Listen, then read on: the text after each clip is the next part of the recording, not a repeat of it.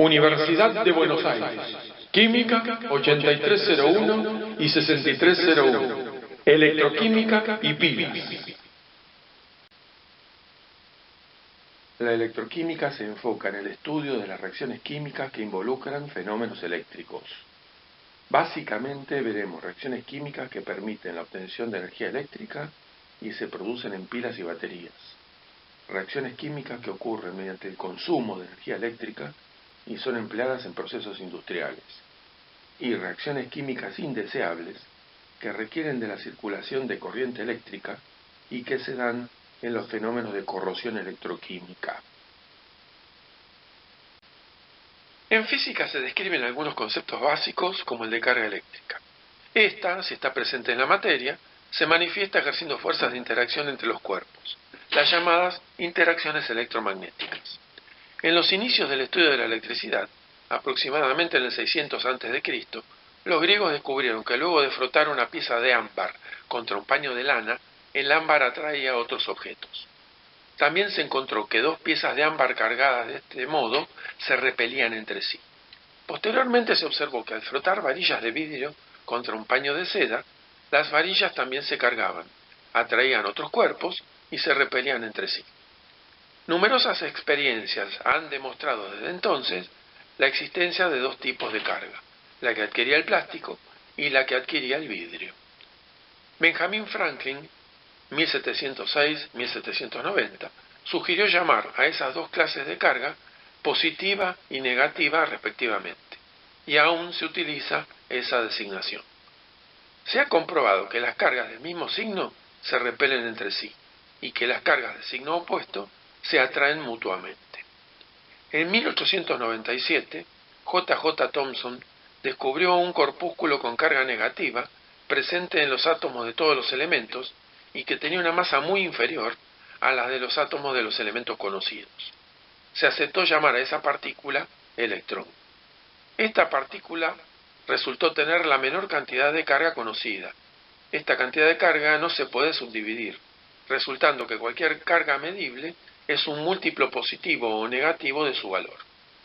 Así como existe un límite en la subdivisión de la materia, también lo hay en la subdivisión de la carga eléctrica. Se dice que la carga está cuantizada, por oposición a que no hay un continuo de subdivisiones posibles hasta llegar al infinitésimo.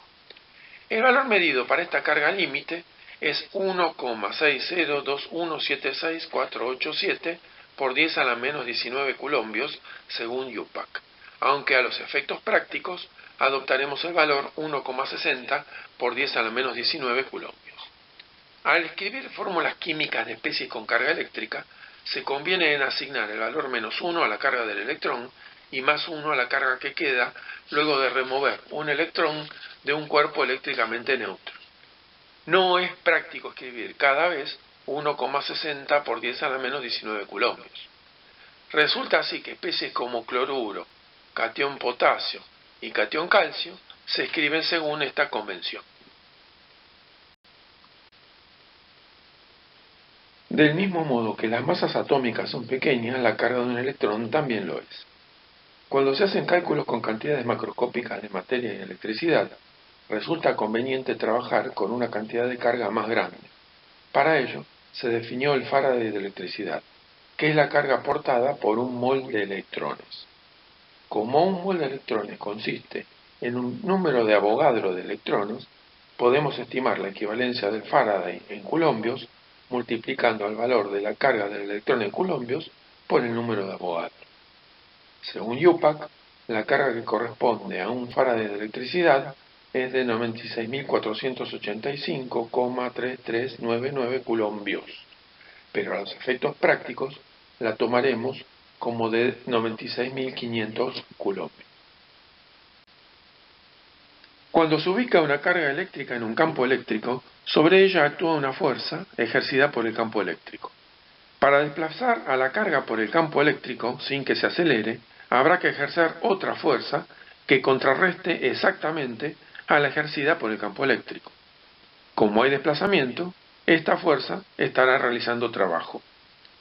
En el esquema se muestra el campo eléctrico generado por una carga positiva central, Q, y el efecto del campo sobre una carga de prueba Q sub 0, la fuerza F. Para evitar que la carga Q sub 0 se acelere, en cada posición de la trayectoria, que va desde el punto A hasta el punto B, habrá que aplicarle una fuerza igual y contraria a F.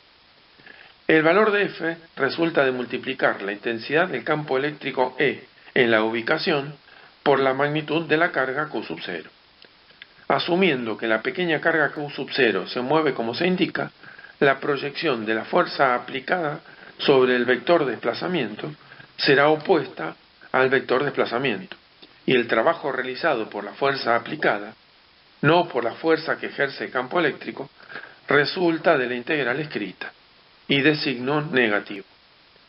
La diferencia de potencial eléctrico entre los puntos A y B resulta del cociente entre el trabajo realizado por la fuerza aplicada sobre la carga para llevarla sin aceleración desde A hasta B y el valor de la carga Q sub 0, o sea, es el trabajo por unidad de carga eléctrica transportada.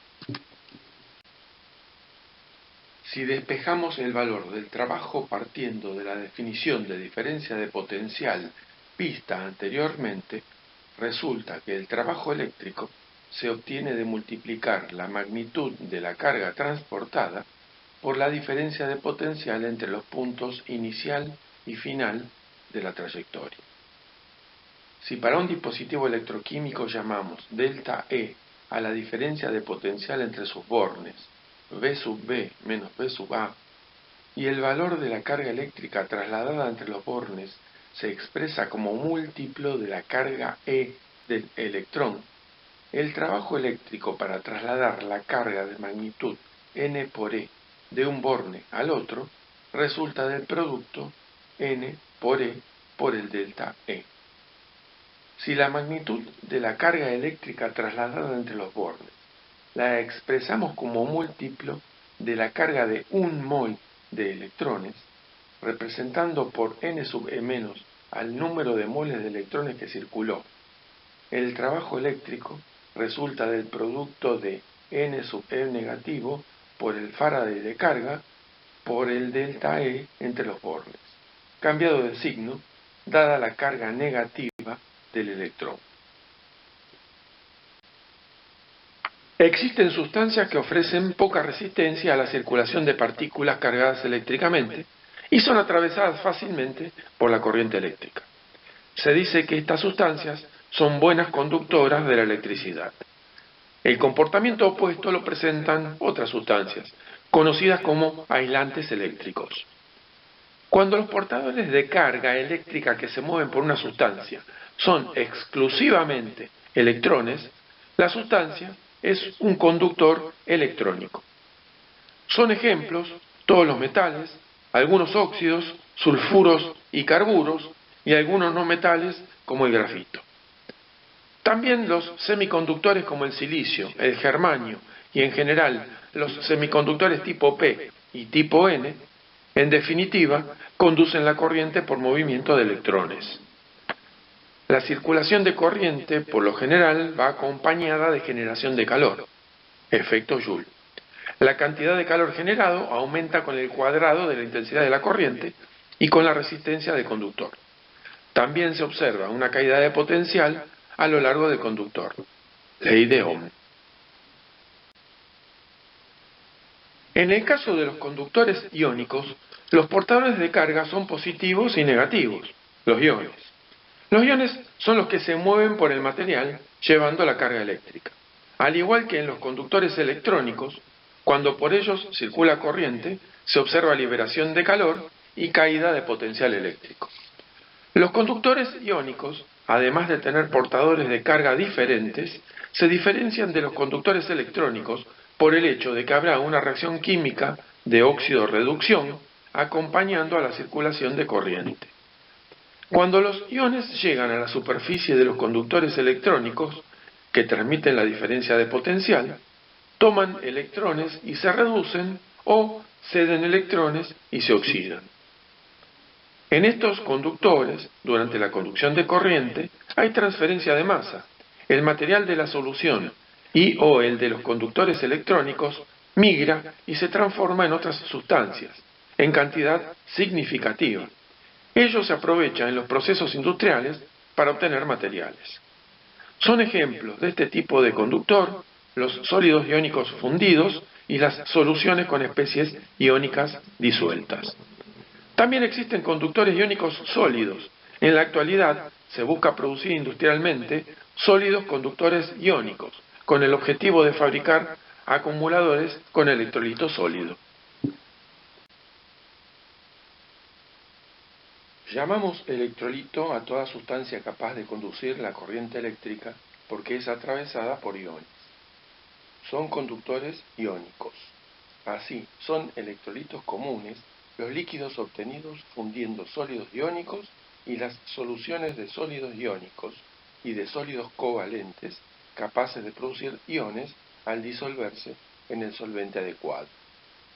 El movimiento ordenado de los iones que explica la corriente eléctrica es forzado en parte por el campo eléctrico que se genera al aplicar una diferencia de potencial, pero también se justifica por el fenómeno de difusión. La difusión es un movimiento de masa que se produce impulsado por una diferencia en la composición del medio. Por ejemplo, si colocamos un terrón de azúcar en agua, el agua próxima al terrón disolverá azúcar y la concentración del azúcar crecerá, mientras que en una porción de agua alejada no habrá azúcar. Aún sin agitación mecánica, con tiempo suficiente, todo el azúcar disuelto se distribuirá uniformemente y formará una solución con el agua. La diferencia de concentración es, en este caso, la fuerza impulsora para el movimiento de las moléculas disueltas a través del agua.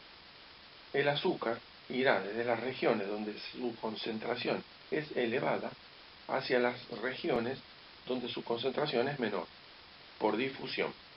Se cumple la ley de Fick. Cuando una sustancia se disuelve en un solvente, además puede ionizarse, separarse en partículas de carga positiva, cationes, y negativa, aniones. Hay sustancias que al disolverse se ionizan totalmente. Todos los moles disueltos se separan en iones. Se dice que esas sustancias son electrolitos fuertes. Por el contrario, existen sustancias que se disuelven, pero solo se ioniza una fracción pequeña del total disuelto. Se trata de electrolitos débiles. Llamamos grado de ionización a la fracción de todos los moles disueltos de la sustancia que se ioniza. El grado de ionización dependerá de la temperatura y de la composición de la solución. Se considera que a dilución infinita, el grado de ionización de cualquier electrolito tiende a 1. Es de mencionar el trabajo que realizan actualmente las automotrices de primer nivel mundial y que buscan pasar de la propulsión por combustión a la propulsión eléctrica. Están invirtiendo fuertemente para desarrollar un electrolito sólido que se pueda fabricar a escala industrial.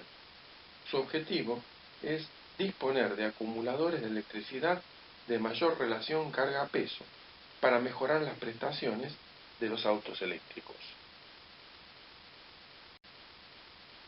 Llamamos corriente eléctrica a todo desplazamiento de cargas eléctricas desde una región a otra.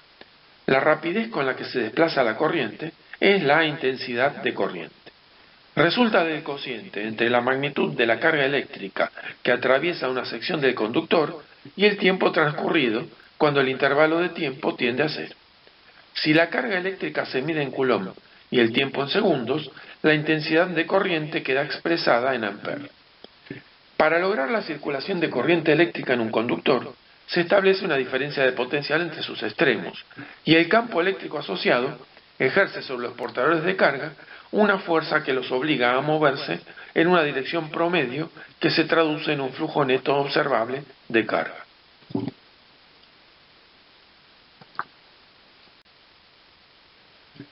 Cuando circula corriente eléctrica por los conductores iónicos, en la superficie de los conductores electrónicos que están en contacto eléctrico con ellos, se produce una reacción de óxido-reducción.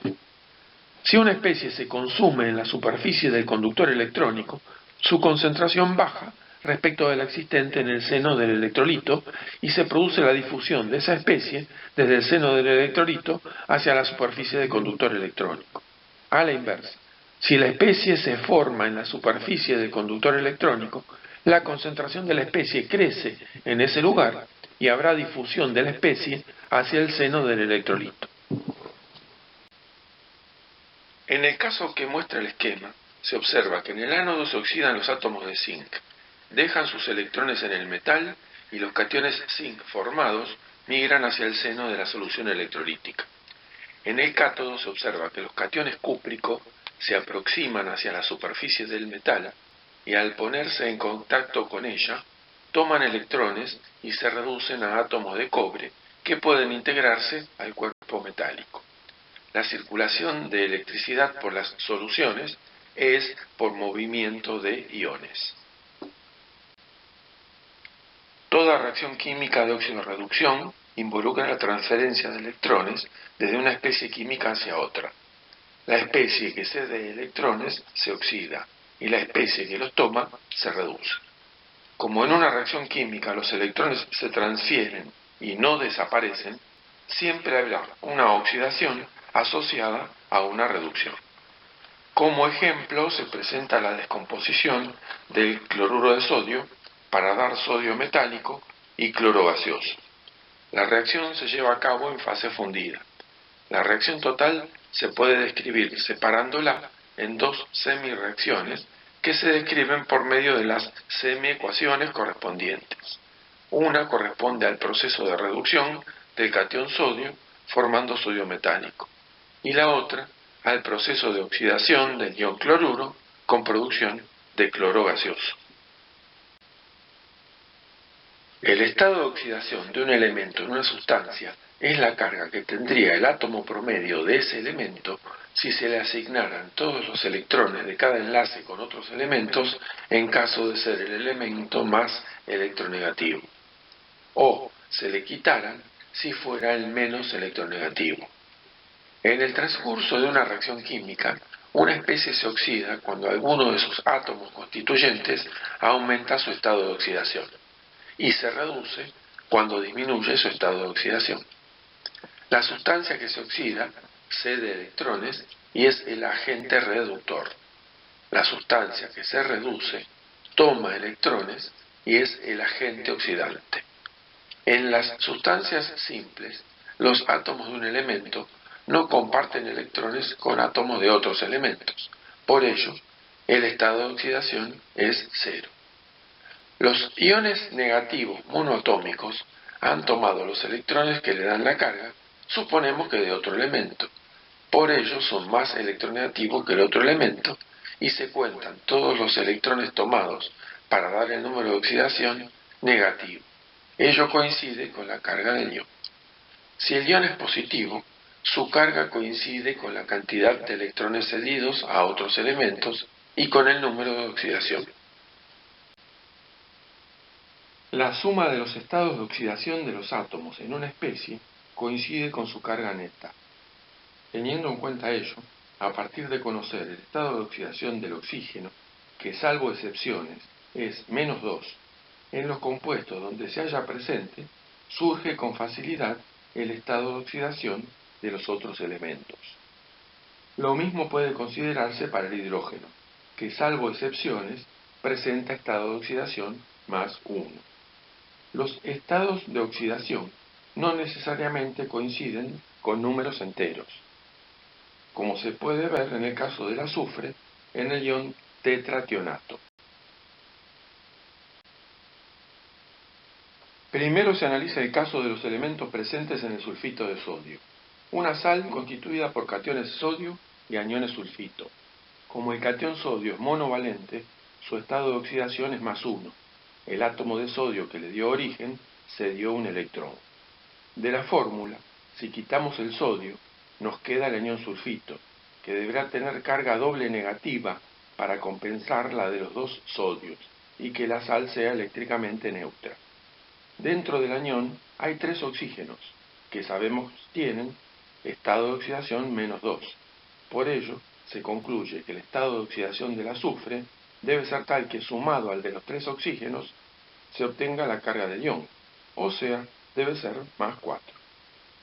Seguidamente, se analiza la situación de los elementos presentes en el anión dicromato, un oxoanión divalente.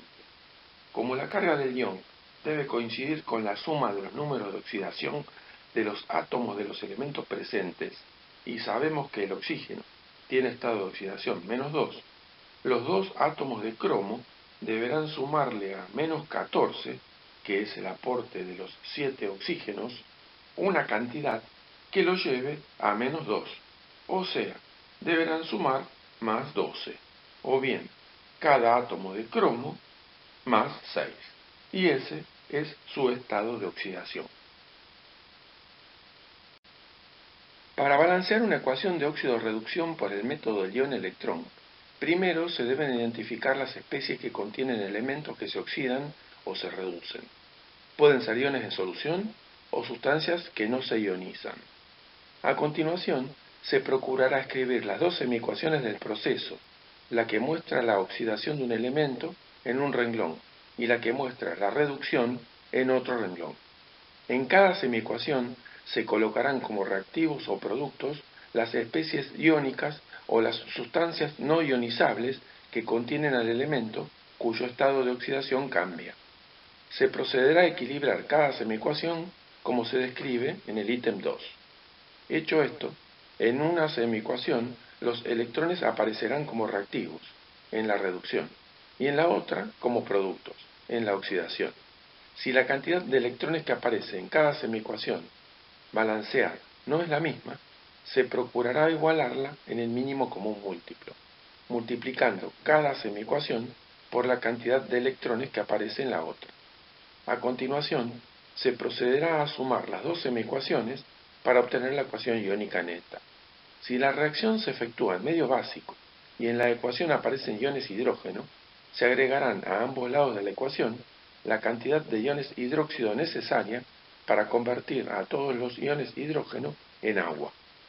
Ahora, se agregarán a la ecuación las especies que no variaron su número de oxidación o contraiones, y se ajustarán los coeficientes para mantener balanceada la ecuación. Por último, se comprobará que los coeficientes estequiométricos sean los enteros más pequeños posibles. Acá se presenta un ejemplo de aplicación del método del ion-electrón para balancear una ecuación redox. Se trata de la reacción de la sustancia simple yodo con el ácido nítrico en solución acuosa, con formación de ácido iódico y monóxido de mononitrógeno. Primero se identifican las especies iónicas en solución, ionizando a las sustancias que correspondan. El yodo no se ioniza, tampoco el óxido de nitrógeno ni el agua. El ácido nítrico se ioniza formando iones hidrógeno y aniones nitrato, mientras que el ácido iódico se ioniza en iones hidrógeno y aniones yodato. En la primera semiecuación ubicamos al yodo que se oxidará para formar yodato, y en la segunda semiecuación colocamos al ion nitrato que se reduce para formar monóxido de mononitrógeno. Como la sustancia yodo tiene dos átomos de yodo, debemos tomar dos iones yodato para balancear. Para lograr el balance de masas, vemos que en la primera semiecuación el yodato tiene 3 átomos de oxígeno y los dos yodatos tienen 6. Por ello, suministramos 6 oxígenos colocando 6 moléculas de agua como reactivo, de modo que el oxígeno queda balanceado. Como con el agua incorporamos a la ecuación 12 átomos de hidrógeno, colocaremos, para balancear, 12 iones hidrógeno en los productos. Ahora vamos a la segunda semiecuación. El ion nitrato tiene 3 átomos de oxígeno y el óxido de nitrógeno solo 1. Por ello, agregamos 2 moléculas de agua en los productos y queda balanceado el oxígeno. Como con el agua colocamos 4 átomos de hidrógeno, debemos agregar 4 iones hidrógeno en los reactivos, con lo cual se completa el balance de masas. Para balancear cargas, vemos que la suma de cargas en los reactivos de la primera semiecuación es 0. En los productos, la suma de cargas es más 10.